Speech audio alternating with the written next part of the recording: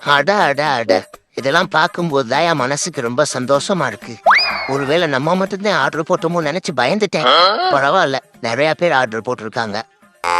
இது யாருயா இங்க? சைடு வியூல பார்த்தா சல்மான் கான் மாதிரி இருக்காரு.